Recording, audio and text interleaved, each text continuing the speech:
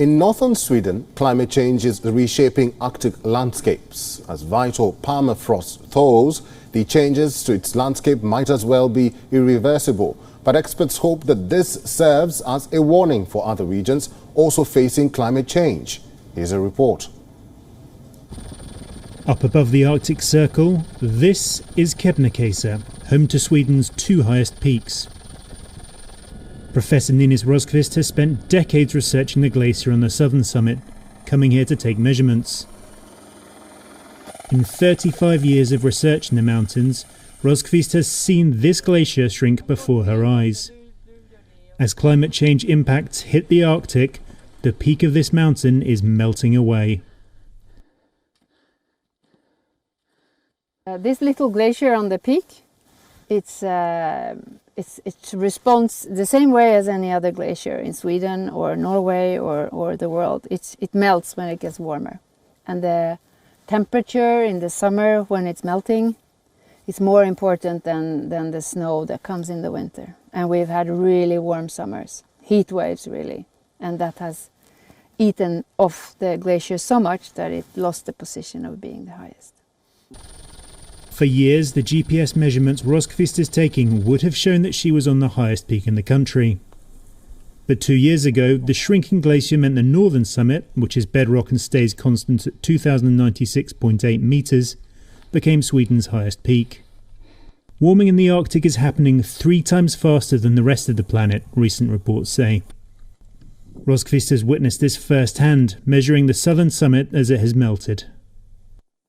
With massive glaciers sometimes several square kilometres in size, changes that take decades to take place can be hard to see with the naked eye. For Rosqvist, this is no longer the case. You can't fool yourself anymore. It's just there, and it has impacted this environment a lot. At the base of the mountains, this mire hides another major change taking place in the Arctic landscape. Beneath the marshy land here lies permafrost, soil that is frozen year-round for at least 2 consecutive years. As the climate warms, the permafrost is thawing, changing these landscapes even since research began at this site. When the researchers first started showing up and investigating these habitats, these ponds didn't exist. That smell of the hydrogen sulfide that's associated with the methane that's being released, they wouldn't have smelt that. They wouldn't have seen these cracks and these slumping soil. So it would have been very different. With this metal rod, Keith Larson, head of the Abisko Research Station, can measure the level of the permafrost. The permafrost here has remained frozen for thousands of years, in other places in the Arctic for hundreds of thousands of years. But as the frozen soil thaws, bacteria in the soil begin breaking down the biomass, releasing carbon dioxide and methane. Permafrost embodies a lot of stored carbon. And as long as it's frozen, that's a good thing. But when it starts to thaw, some of that carbon is going to wind up in the waters and in the atmosphere, and that's going to cause the climate to warm even more. Little infrastructure is built on Sweden's permafrost. The main signs of the thaw are bubbles of methane released from the marsh or these leaning electricity poles. This thaw could still have dramatic effects. Carbon stores found within the permafrost worldwide could threaten to disrupt the world's climate goals, according to a study published in the Proceedings of the National Academy of Sciences in the US.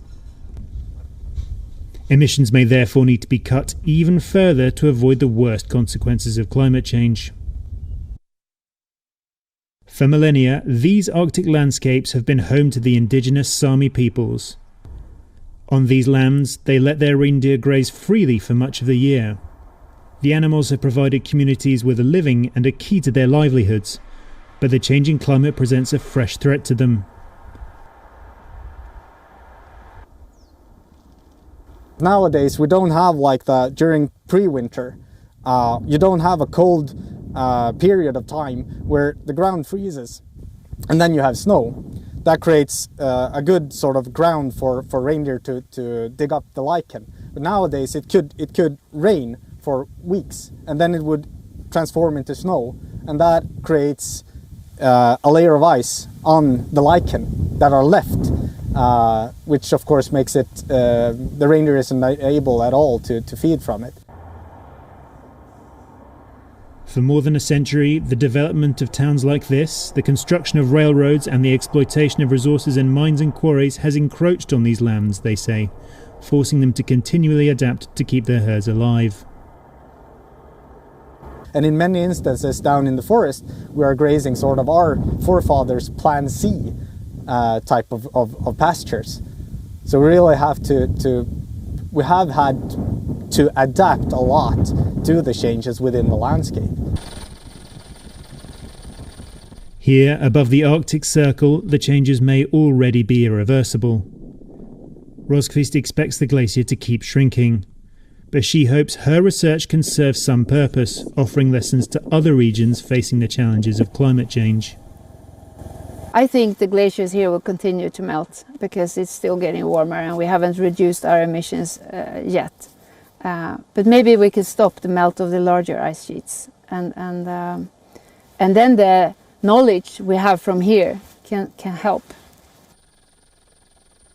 We see very clear signs that it's melting here, and we don't want that to expand to the bigger ice sheets. It's not good.